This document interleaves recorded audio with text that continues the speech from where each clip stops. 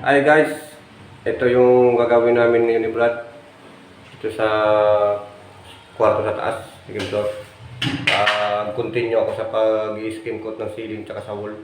Kasi ba guys, pakita ko. Ayan siya guys, yung sa gilid, sinimentohan.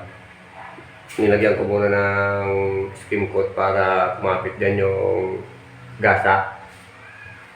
Ayan. Tapos yung itong mga to, medyo malalalim, inispatan ko lang. Para pag nag-skim coat na ako ng buong wall, hindi sa gano'ng malundok at mahabol mo na yung panday niya. So, umpisa ako dyan. So, ito, kinakabit niya rin yung isang hamba. Ayan. Siya ngayon guys. Kabit niya yung isang hamba. So, wala sa hulog. Align siya, align. Yan, nilagyan niya na rin ng Hardiflex.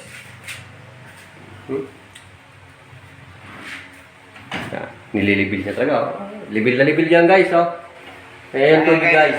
Ayan yung tubig. Ayan guys, kita mo? Kita mo? Guys, kayo guys. Yan, kailangan talagang nasa hulog. Kasi yung gumagawa, nasa hulog din eh. Wala na sa hulog yung gumagawa. Alam mo yung gawa, wala sa hulog. Patay na. Patay na, naglason na. Wala na sa hulog yung gumagawa. Wala pa sa hulog yung gawa, patay na. Ayan guys. Guys, gitnang-gitna guys, yan. Yan na dapat yung kasi mahirap pag wala sa align yung guys yung hamba, no? Kasi yung pinto rin yan. Wala rin sa align, sasabit-sabit yan. Ito pala yung flooring ata, binil ata ang gamitin dito. Papakontinue na rin natin pag binil. Katapos, papinis. Yan guys, gasa ako. Dikit siya ng gasa. Yan. Guys, tapos i-skimputan ko na siya. Pagi sa puputok. Okay, trabaho muna guys. Ayan siya guys. Nag-skimpot na rin si Brad dahil naubusan siya ng Hardiflex.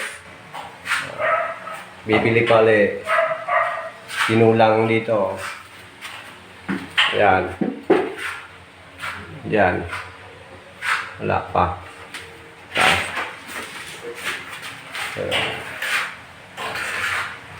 Ayan. Nag-skimpot siya. Ito. Nahasa niya na rin. Kaya yung pizza ni guys ay tayong drywall na first coat na ng skin coat. Yan yung mga dugtungan niyan guys, may mga gas, ayan. Yun o. Kita nyo guys. Papatungan niya ng skin coat yan para hindi siya puputok. Ito na yung kanto dito sa may pinto. Ito yung hamba. Yung bukas nito. Saan ba yung bukas nito, Brad, dito? Kontra ito yung bukas ng pinto. Kasi dito, kama dito eh. Tatamaan ng kama pag dito ang bukas. Kung mahaba-haba ka na, pwede dito ang bukas. Ayan. So guys. Ito, harapan yung pinto niya. Ayan. Karga kalayo! Dito rin. Pinipinis na rin. Guys. Ispipot na rin ito. Dudubungkot ka lang. So guys, dudubungkot na lang siya. So mag-inis na rin.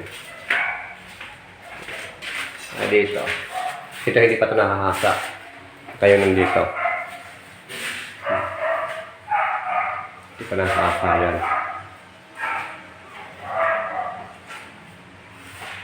Okay. Trabaho muna tayo. Madali pa. Ito sana yung umpisa ng layout ng kisame. May guhit na yan. Kaso mababa eh. Tapos lalagyan sana dito ng kublay sa kanto. may light sana. Sa baba na nga lang. Alanganin na guys. Kaya hindi yan tinuloy. Yan na lang, pina-slide na lang yung kisame dyan. Pinalik na lang para hindi gaano mababa. Okay. Trabaho ulit. Ingay ng aso ah. Okay guys, trabaho ulit. Yan guys, malinis na siya. Yan. Linis niya na. Para wala ng kalat. Yan. May mga basura, bababa lang yan. Ito. Linis na siya guys. Dahil Sabado ngayon, payroll day ngayon, payroll day.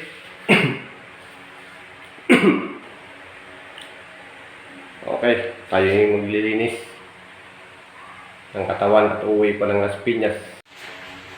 Guys, yun muna yung update namin ngayong araw ng paggawa namin ni Brad. Mag-update na lang ulit kami sa Lunes. Linggo bukas, pahinga muna. Pero parang papasok si Brad eh. Yun muna guys. Update na lang ulit sa sunod na araw. Maraming salamat nga pala guys sa inyong walang sawang suporta sa aking munting channel.